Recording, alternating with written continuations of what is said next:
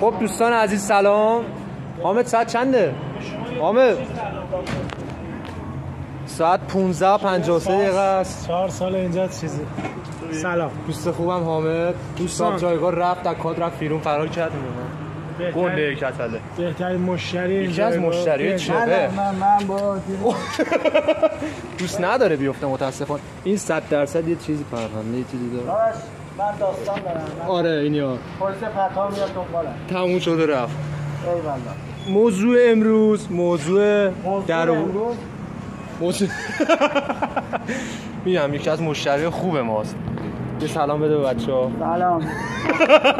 سرویس کردن انقدر الان از من گرفتن چیزی نمی‌کنم. کل دارایی نه منفیه. اینا بذاری ببین هیچ کس دیگه جایگاه نمیاد در واقع. منو بذاری جایگاه. پاکم. ولی مردونه هر موقع میاد تو جایگاه ما 10,000 تومان سود می‌کنیم. حالا هر سبکی بیاد یا حامد یا من. الان جدیدن با حامد زده بهم می‌کنه. نه جدیدن اینا مشتری خوبمونه. همون یه سلام بده. یه بای بای کنه. یه بای بای کرد.